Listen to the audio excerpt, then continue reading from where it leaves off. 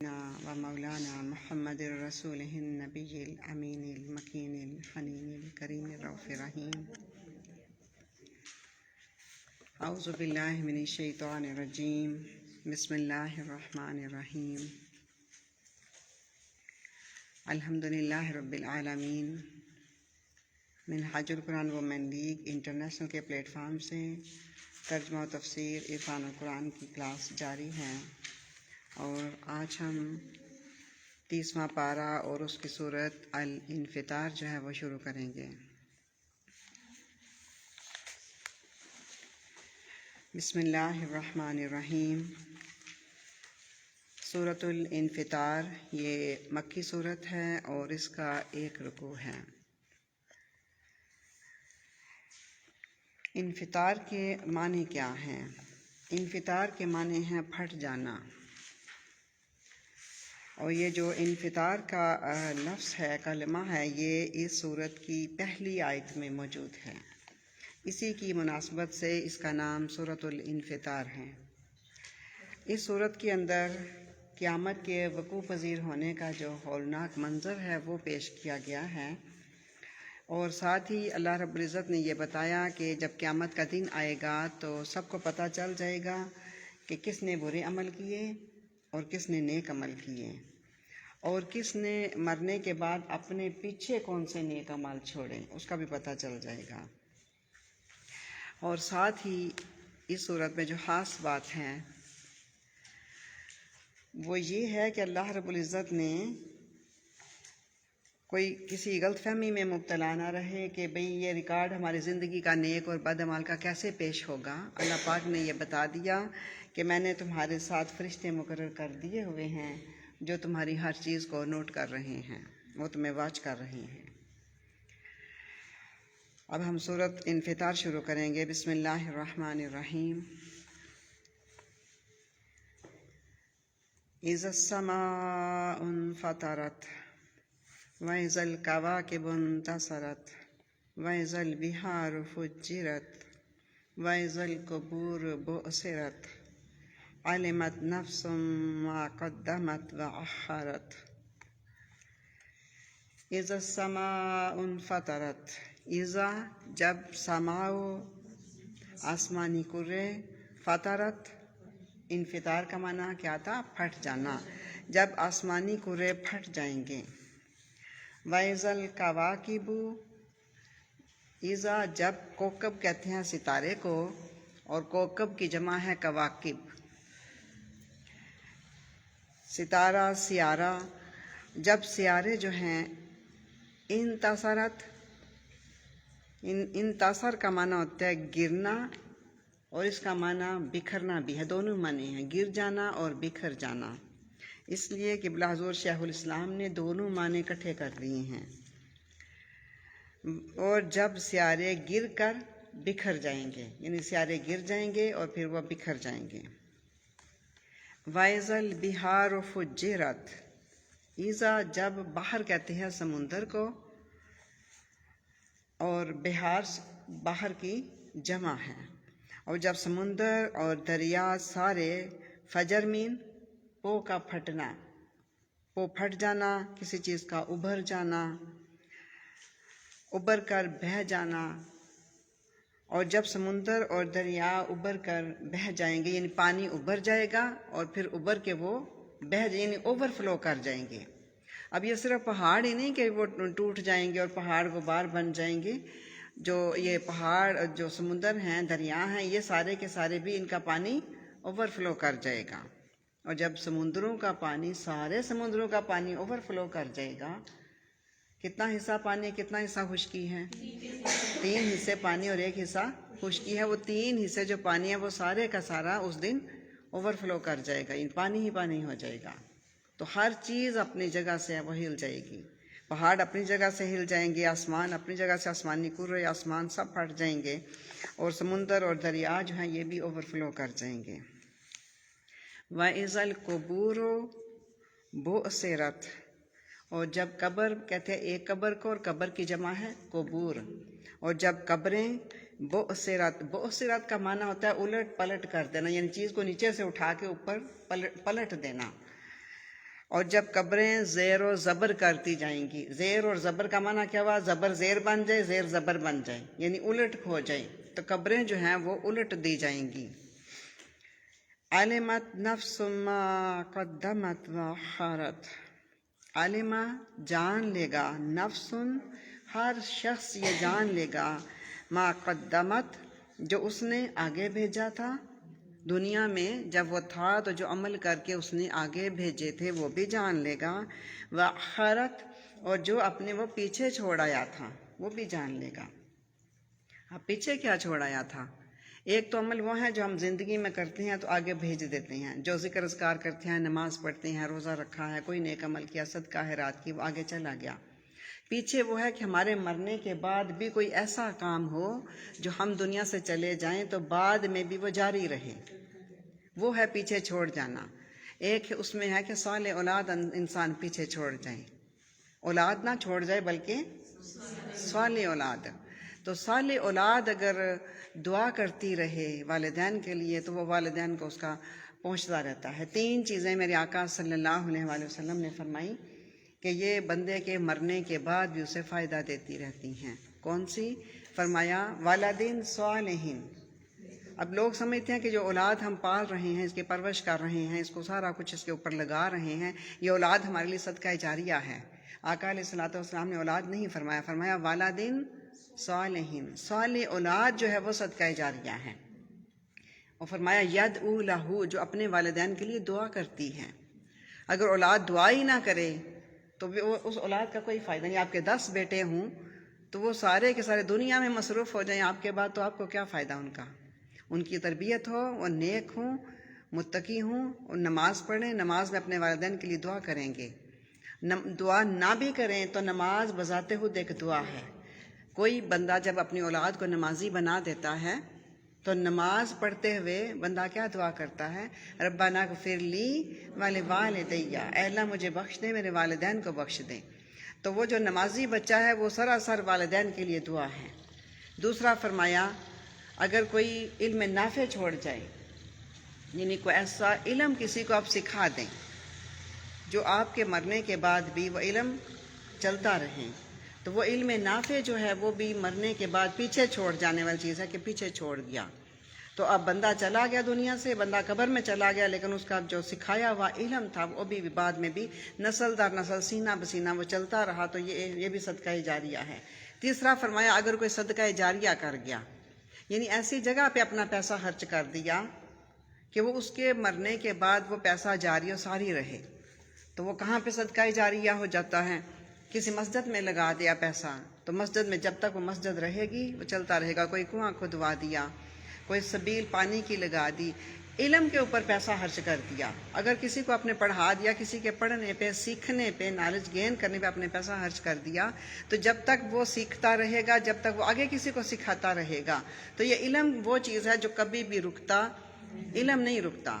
تو سب سے بہترین آپ کا پیسہ یہ ہے کہ آپ علم کی ترویج پہ پیسہ خرچ کریں، علم سیکھنے اور سکھانے پہ۔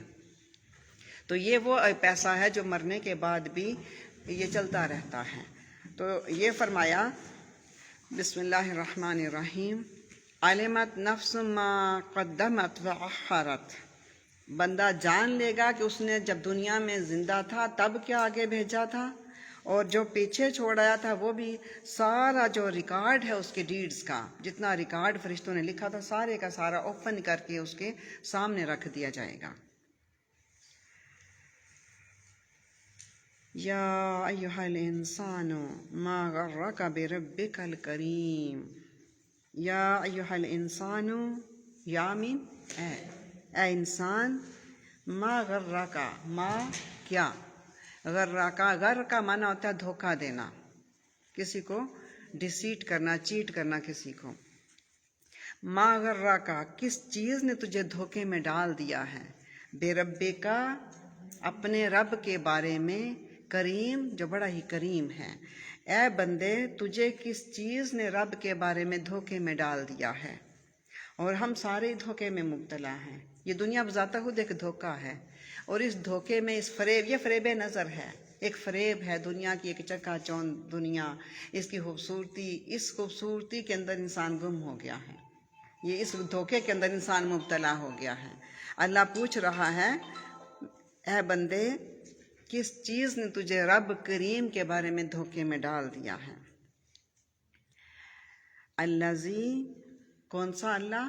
وہ اللہ، خلقک، جس نے تجھے پیدا کیا، فسواک، پھر اس نے تجھے مساوی، مساوی کا معنی ہوتا ہے درست کر دینا، سوا مین برابر کرنا، اور سوا کا معنی درست کرنا بھی ہے۔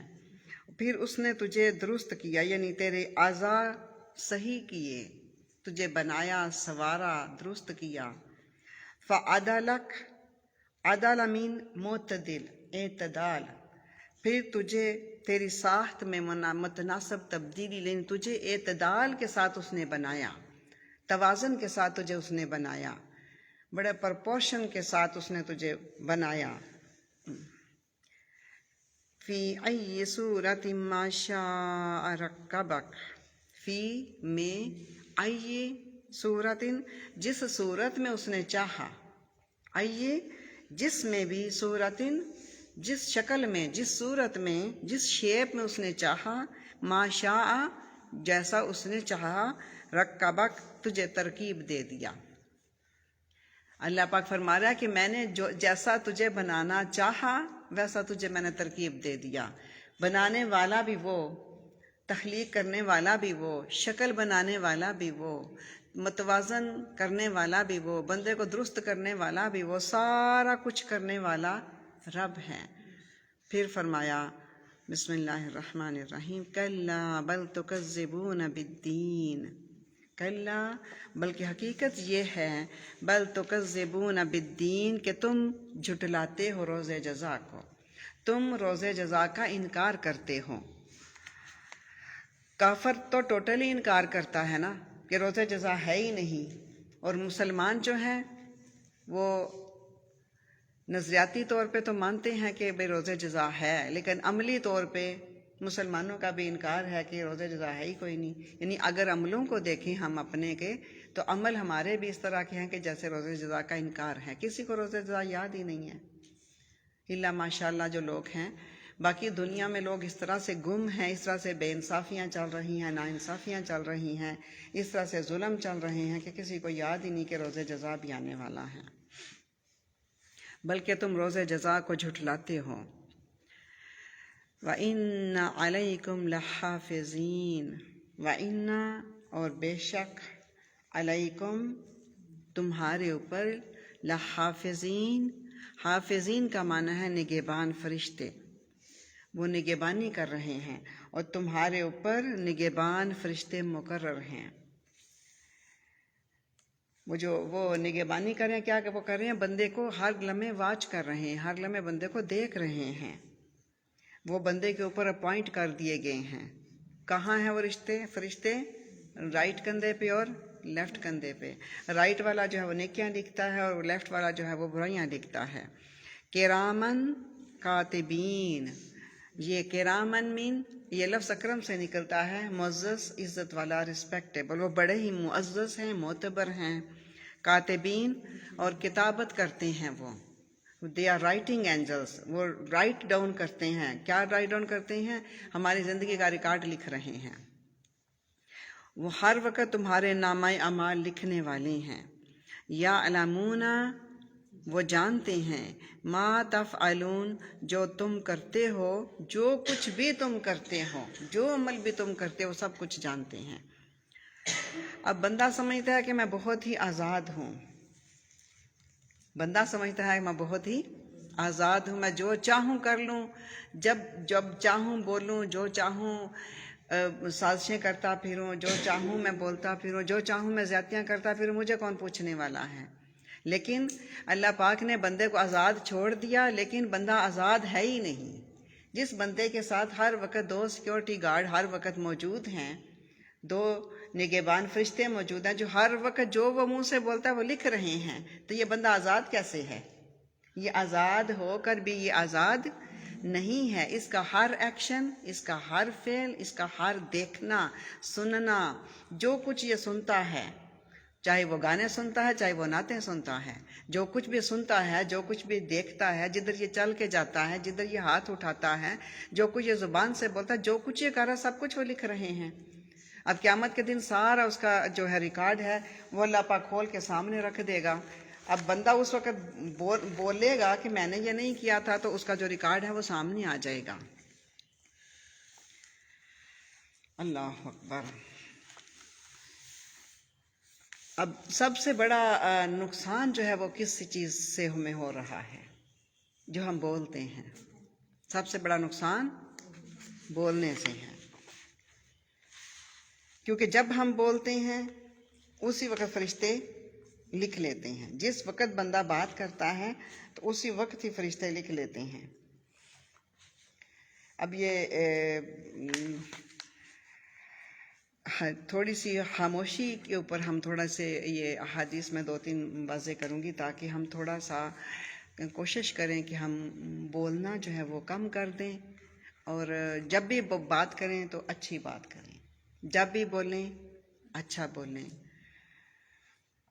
صحابہ نے عرض کیا، یا رسول اللہ صلی اللہ علیہ وآلہ وسلم، یہ سنن ترمذی کی حدیث ہے اور حدیث کا نمبر ہے 2616۔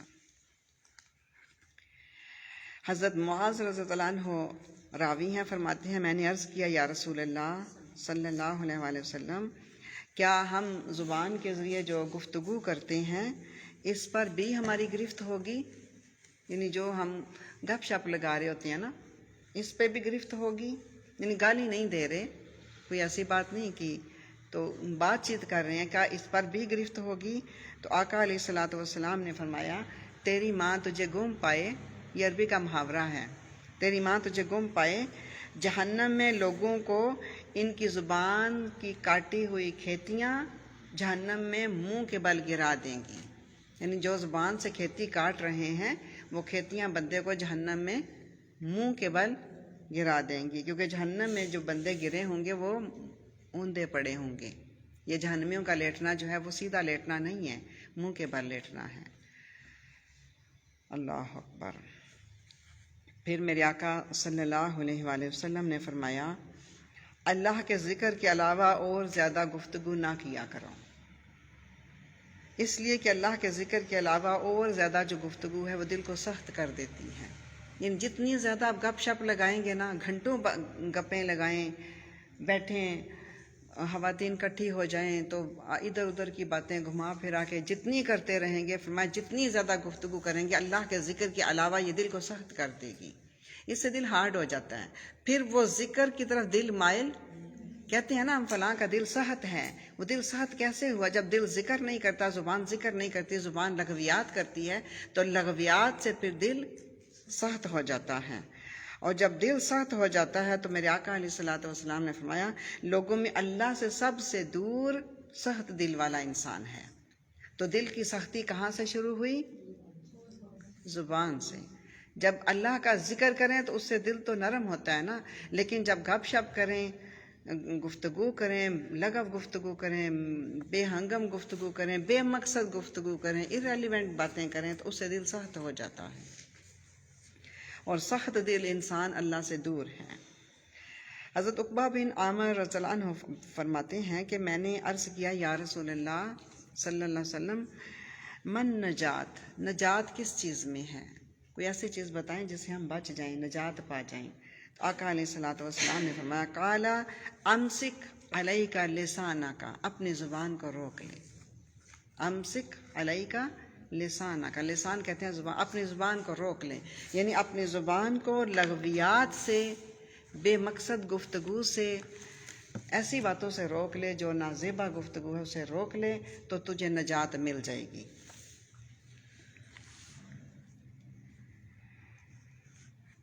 میرے آقا صلی اللہ علیہ وآلہ وسلم کی حدیث، اور بڑی پیاری یہ حدیث ہے، ساری حدیث ہی پیاری ہیں لیکن یہ حدیث بہت ہی پیاری ہے۔ حضرت عبداللہ بن عباس راوی ہیں کہ آقا صلی اللہ علیہ وآلہ وسلم نے فرمایا، عافیت کے 10 حصے ہیں، یعنی بندہ اگر چاہے کہ میں عافیت میں آ جاؤں تو کتنے حصے ہیں؟ 10 حصے ہیں۔ فرمایا 9 حصے خاموشی میں ہے، یعنی آپ یوں کر لیں کہ اگر بندہ 100% بچنا چاہتا ہے نجات چاہتا ہے تو 90% بندہ بچ سکتا ہے خاموشی سے. 90% نجات کس میں ہے؟ خاموشی میں. اور 10واں حصہ پھر کس میں ہے؟ فرمایا 10واں حصہ تنہائی میں ہے. یعنی گفتگو میں، گپ شپ میں بچت نہیں ہے. اگر بندہ بچنا چاہے تو 90% کس میں؟ خاموشی میں، اور 10% وہ پھر تنہائی ہے. جب بھی ہم گفتگو کریں گے تو اس میں بچت نہیں ہے، اس میں کوئی عافیت نہیں ہے. تو عافیت اگر بندہ چاہتا ہے تو وہ خاموشی یا تنہائی ہے. اب آپ سوچ رہے ہوں گے کہ پھر تنہا ہی رہنا چاہیے، تنہا بیٹھ جائیں، الگ ہو جائیں. میرے آقا علیہ الصلوۃ والسلام نے فرمایا تھا کہ ایک زمانہ آئے گا کہ لوگوں کا ایمان محفوظ ہی نہیں رہ سکے گا، لوگوں کو یعنی غاروں میں جانا پڑے گا تب ایمان محفوظ ہوگا. تو قبلہ حضور شیخ الاسلام فرماتے ہیں کہ اس سے مراد یہ تھا کہ اپنے گھر میں کوئی بندہ بند ہو جائے. غاروں سے مراد ہے کہ اپنے گھر کو ہی غار بنا لیں، کہ گھر میں ہی رہیں، گھر سے نہ نکلیں. جدھر جائیں گے ادھر فحاشی ہوگی. تو اگر اپنے آپ کو محفوظ کر لیں گے، جتنا بھی محدود کر لیں گے اتنا بچ جائیں گے. اب یہ تنہائی، کیا تنہائی میں ہی رہیں؟ اس کے اوپر پھر ہم ایک اور حدیث دیکھتے ہیں تو پھر ہم اسے نتیجہ اخذ کرتے ہیں کہ ہمیں کیا کرنا ہے. حضرت عمران بن حطان رضی اللہ تعالیٰ عنہ فرماتے ہیں کہ میں حضرت ابو ذر غفاری رضی اللہ تعالیٰ عنہ کے پاس گیا. وہ مسجد میں سیاہ چادر لے کے لیٹے ہوئے تھے، کالے رنگ کی چادر لے کے تنہا لیٹے ہوئے تھے، تنہا اکیلے بیٹھے ہوئے تھے. میں نے کہا ابو ذر یہ تنہائی کیسی ہے؟ تو انہوں نے جواب دیا کہ میں نے آقا صلی اللہ علیہ وآلہ وسلم کو یہ فرماتے ہوئے سنا کہ تنہائی برے ہم نشین سے بہتر ہے، کہ بری سنگت، بری صحبت، برے لوگوں میں رہنے سے تنہائی اچھی ہے. اور پھر فرمایا اور صالح ہم نشین تنہائی سے بہتر ہے.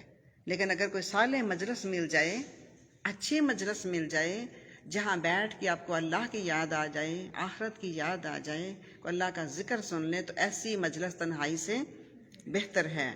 اور بھلائی کا سیکھنا یہ خاموشی سے افضل ہے. اب خاموشی بہتر ہے لیکن بھلائی کا سیکھنا خاموشی سے بہتر ہے.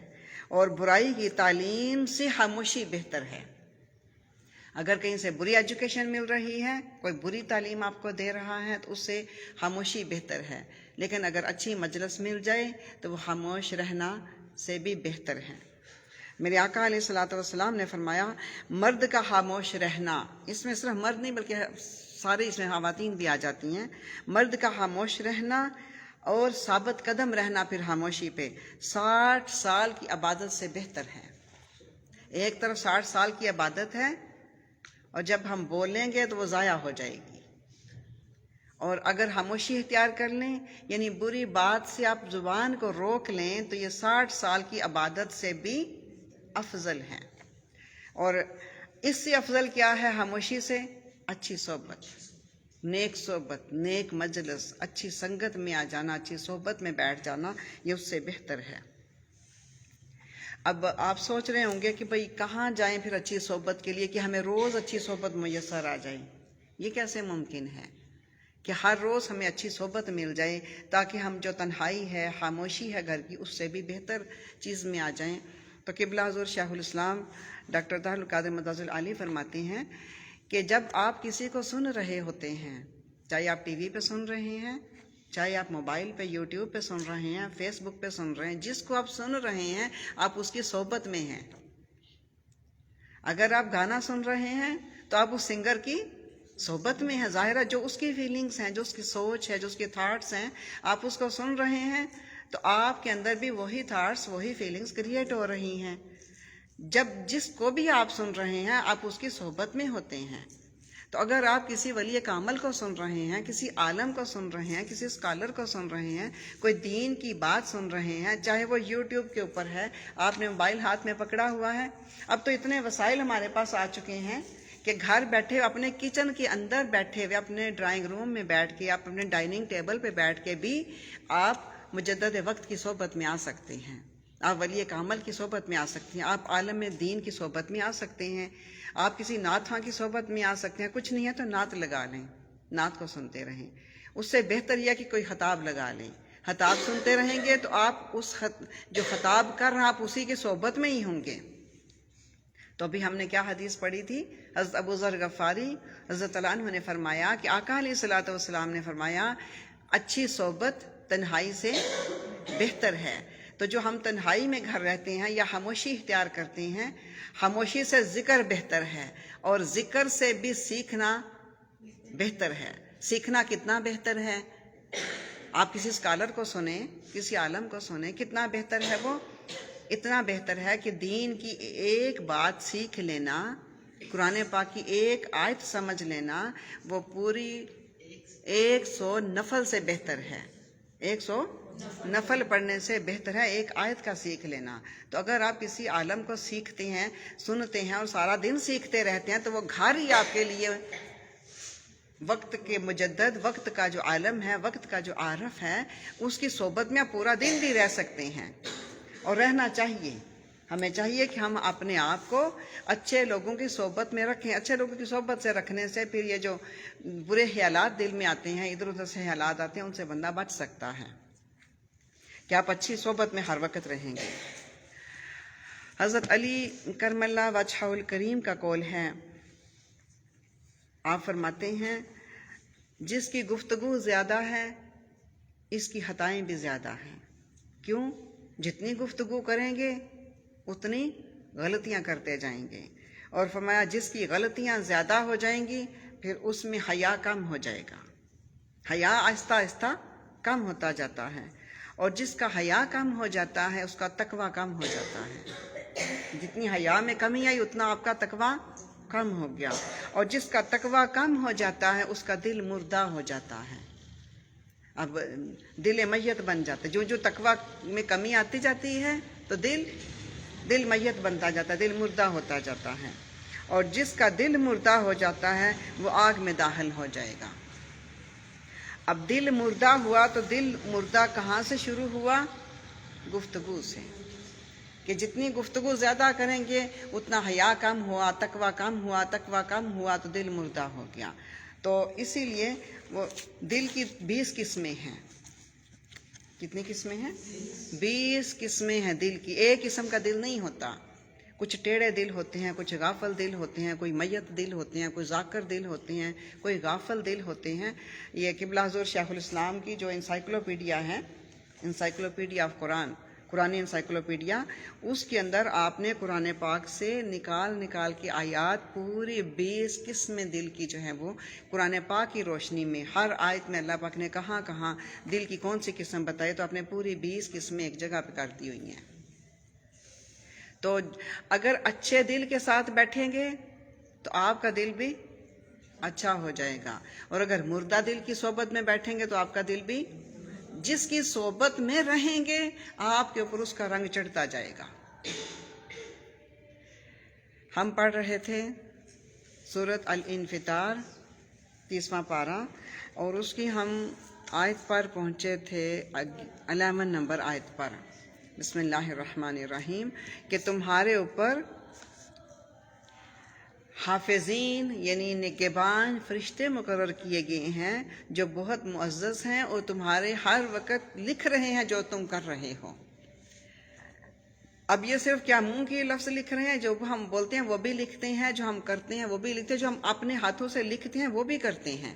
اب فیس بک کے اوپر لوگ بیٹھے ہوئے ہیں اور شیئر کر رہے ہیں. اگر کوئی فحاشی کو شیئر کر رہا ہے لوگ سمجھتے ہیں کہ ہم تو کچھ کر ہی نہیں رہے، حالانکہ ہمارا ہر ایکشن جو ہے وہ نوٹ ہو رہا ہے. اگر آپ نے ایک بری چیز دیکھی اور اس کو شیئر کر دیا تو آپ کی وجہ سے وہ چیز اور 100 لوگوں تک پہنچ گئی، آپ فحاشی کو پھیلانے والوں میں شامل ہو گئے ہیں. اگر آپ نے ایک حدیث شیئر کر دی تو آپ اس حدیث کے شیئر کرنے والے بن گئے، اور آپ کی وجہ سے وہ حدیث 100 لوگوں تک پہنچ گئی، اور وہ پہنچتی رہے گی، کیونکہ فیس بک کے اوپر آپ کا ایک ریکارڈ بن رہا ہے، اور وہی ریکارڈ اللہ کے ہاں بھی بن رہا ہے. فیس بک تو ریکارڈ کر ہی رہی ہے نا، اللہ کے ہاں بھی تو وہ ریکارڈ بن رہا ہے نا. تو اگر میں کہتی ہوں کہ آپ اس کو شیئر کیا کریں، حدیث میں بھیجتے اس کو شیئر کیا کریں. ہم لوگ شیئر کرنے کو اتنا بڑا وہ چیز نہیں لیتے، ہم کہتے ہیں وہ شیئر کرنے کا کیا فائدہ ہے. بھئی ہماری زندگی کا ریکارڈ بن رہا ہے، ابھی ہم زندہ ہیں الحمدللہ، اللہ نے ہمیں سانسیں دی ہوئی ہیں، تو جتنا کچھ ہم اپنے لیے جمع کر سکتے ہیں اپنے نامہ اعمال میں ہمیں جمع کر لینا چاہیے، کہ اگر ایک حدیث کو آپ فیس بک کے اوپر شیئر کر دیتے ہیں تو نہ جانے کہاں تک لوگوں تک پہنچے گی اور کب تک وہ شیئر ہوتی جائے گی۔ یہ علم نافع ہے اور یہ صدقہ جاریہ ہے، یہ صدقہ جاریہ، یہ رکتا نہیں ہے علم، یہ چلتا جائے گا۔ تو آپ لوگ فیس بک کے اوپر جایا کریں، اس لنک پہ جایا کریں، MWL اسلام آباد زون کے لنک پہ جائیں، جا کے اس حدیث کو، یہ جو قرآن پاک ہم پڑھیں، اس کو شیئر کریں۔ آپ کی وجہ سے نہ جانے کہاں تک یہ شیئر پہنچ جائے گا۔ تو آپ کی فنگر لگی، آپ کے ہاتھ نے ایک کام کیا، یہ آپ کے ریکارڈ ہو گیا کہ آپ نے ایک کام یہ کیا تھا۔ جو لوگ فیس بک کے اوپر غلط لکھ رہے ہیں، گالیاں، میں نے دیکھا گالیاں بھی لکھی ہوتی ہیں لوگوں نے، گالیاں دے رہے ہوتے ہیں، جو کچھ وہ کر رہے ہیں وہی نوٹ ہو رہا ہے۔ بندہ سمجھتا ہے میں کچھ کر نہیں رہا، بندہ ہر وقت کچھ نہ کچھ کر رہا ہوتا ہے، کچھ نہ کچھ ہر وقت بندہ کر رہا ہوتا ہے۔ تو جو کچھ وہ کر رہا ہے وہ کرامن کاتبین ہر لمحہ اس کے اعمال کو لکھ رہے ہیں۔ بندہ تو آزاد ہو کر بھی آزاد نہیں ہے، جس کے ساتھ ہر وقت 2 سیکورٹی گارڈ مقرر ہیں، وہ ہر وقت اس کی باتیں لکھتے جا رہے ہیں، وہ آزاد کیسے ہو گیا؟ اللہ اکبر۔ بسم اللہ الرحمن الرحیم۔ یعلمون ما تفعلون، وہ ان تمام کاموں کو جانتے ہیں جو تم کرتے ہو۔ اب یہاں آ گیا نا، یہ نہیں فرمایا کہ وہ جو تم بولتے ہو بس وہ لکھتے ہیں، جو تم بولتے ہو بس وہ لکھتے ہیں۔ لکھنے کا پہلے آ گیا کہ کرامن کاتبین، وہ کتابت کر رہے ہیں، رائٹنگ اینجل سے وہ لکھ رہے ہیں۔ آگے فرمایا یعلمون ما تفعلون، فعل بھی آ گیا بیچ میں، جو کچھ تم کرتے ہو وہ سب وہ جانتے ہیں۔ کرتے کیا ہو؟ جو تم ہاتھوں سے کرتے ہو، جو تم پاؤں سے چل کے کہیں جاتے ہو، جو تم آنکھوں سے کرتے ہو، دیکھتے ہو کسی فحاشی کو بندہ دیکھتا ہے، بندہ کہتا ہے میں تو بس ڈرامہ ہی دیکھا ہے 2 گھنٹے کیا، تو میں نے تو کچھ نہیں کیا نا، تو دیکھا تو اس نے ہے نا۔ اگر دیکھنے والے نہ دیکھیں تو بنانے والے ڈرامہ نہ بنائیں، فلم دیکھنے والے سینمے میں نہ جائیں فلم دیکھنے، تو فلمیں بننی بند ہو جائیں۔ تو وہ بھی ان کا اپنا پارٹ ہے جو وہ پلے کر رہے ہیں، بنانے والے تو دیکھنے والے اپنا پارٹ پلے کر رہے ہیں، ہر کوئی اپنے اپنے مطابق پلے کر رہا ہے۔ تو اللہ پاک نے پورا کلیئر کر دیا، فرمایا بسم اللہ الرحمن الرحیم، یعلمون ما تفعلون، جو کچھ تم کرتے ہو وہ سب جانتے ہیں، فرشتے سب جانتے ہیں، کیونکہ یہ ہر وقت ہی بندے کے ساتھ ہیں۔ 2 وقت ایسے ہوتے ہیں جن میں فرشتے آپ سے ہٹ جاتے ہیں۔ ایک جب آپ واش روم جاتے ہیں تو اس وقت یہ فرشتے باہر ہٹ جاتے ہیں، اسی لیے جب باتھ روم میں جاتے ہیں تو بعض خواتین کہتی ہیں کہ باتھ روم میں جا کے کلمہ پڑھنا چاہیے، تو کلمہ نہیں پڑھنا چاہیے، کیونکہ جب آپ بے لباس ہوگے تو آپ اب کلمہ پڑھیں گے تو فرشتوں نے تو لکھنا ہے، وہ پھر لکھنے آ جائیں گے، وہ آپ سے دور چلے جاتے ہیں اس وقت۔ اور ایک میاں بیوی جب صحبت کرتے ہیں تو اس دوران بھی وہ دور چلے جاتے ہیں، کیونکہ وہ بندے کو دیکھنا نہیں چاہتے، اس لیے بندے کو بھی چاہیے کہ جب ایسی پوزیشن ہو تو گفتگو سے اوائڈ کریں تاکہ فرشتے لکھنے کے لیے حاضر نہ ہوں۔ بسم اللہ الرحمن الرحیم۔ ان الابرار لفی نعیم، انا بے شک، ابرارا، بر کہتے ہیں نیکی کو، ابرار من نیک، ابرار نیک لوگ جو ہیں، لفی نعیم، نعمتوں میں ہوں گے جنت کی، وَإِنَّ الْفُجَّارَ، اور جو فاجر لوگ ہیں، لفی جہیم، فی مین میں، جہیم دوزخ، بے شک فاجر لوگ، بدکار لوگ جو ہیں وہ جہنم میں ہوں گے۔ اب فاجر کون ہے اور فاجر کی ڈیفینیشن، فاسق اور فاجر، اس کی مکمل جو توضیح تھی وہ سورۃ عباسہ کی آیت نمبر 42، یہ لاسٹ آیت تھی سورۃ عباسہ۔ جنہوں نے نہیں سنی تھی سورۃ عباسہ وہ سورۃ عباسہ کو سنیں، تو سورۃ عباسہ کی جو لاسٹ آیت تھی اس میں فاجر اور فاسق، اس کے اوپر میں نے مکمل اس کی توضیح کر دی تھی۔ بسم اللہ الرحمن الرحیم۔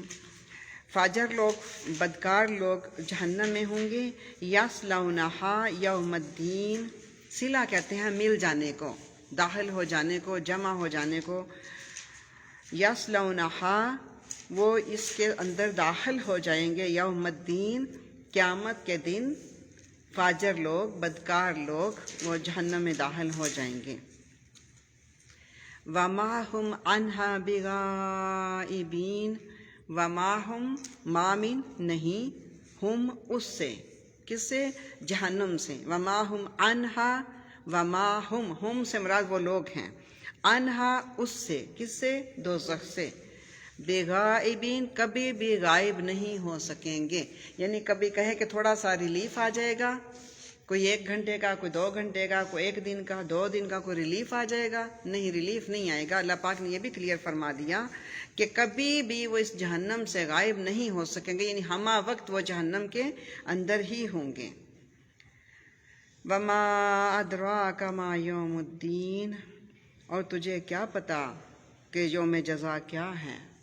ثم ما ادراک ما یوم الدین، پھر تجھے کیا خبر کہ یوم جزا کیا ہے؟ یوم لا تملک نفس لنفس شیئا، یوم یہ ایسا دن ہے، لا تملک کوئی مالک نہیں ہوگا، نفس کسی جان کے لیے، لنفس شیئا کوئی شخص کسی شخص کے لیے کسی بھی چیز کا مالک نہیں ہوگا۔ والامر یومئذ للہ، والامر امر جو ہے حکم، یومئذ اس دن، للہ اللہ ہی کا ہوگا، یعنی اس دن حکم صرف اللہ ہی کا چلے گا، کوئی اس دن کسی بھی چیز کا مالک نہیں ہوگا۔ صدق اللہ العظیم وبلغنا رسولہ النبی الکریم۔ اللہ رب العزت ہمیں قرآن پاک کو سمجھنے کی، اس پر عمل کرنے کی توفیق عطا فرمائے۔ اللہ رب العزت ہم سب کو متقین میں شامل فرما دے۔ اللہ رب العزت ہم سب کو زبان کا تقویٰ عطا فرمائے، اور زبان کو ہماری زبان کے اوپر اللہ کرے تو ہر وقت اللہ رب العزت کا ذکر ہی رہے، اللہ کے رسول کا ذکر رہے، اور اللہ تعالی ہمیں اپنی رحمت کے صدقے، اپنے کرم کے صدقے، اپنے فضل کے صدقے تقویٰ والے لوگوں میں شامل فرما دے۔ اللہ تعالی ہمیں اپنی زبان کو ہمہ وقت اس کو کنٹرول کرنے کی توفیق عطا فرمائے۔ اللہ رب العزت جو کچھ ہم نے پڑھا ہے اس میں عمل پیرا ہونے والا کر دیں۔ اللہم ارحمنی بالقرآن العظیم واجعلہ لی اماما ونورا وہدا ورحمہ۔ اللہم نور قلوبنا بالقرآن ونجنا بالقرآن وادخلنا جنت بالقرآن واجعلہ لی حجتا یا رب العالمین، آمین یا رب العالمین۔ السلام علیکم ورحمۃ اللہ وبرکاتہ۔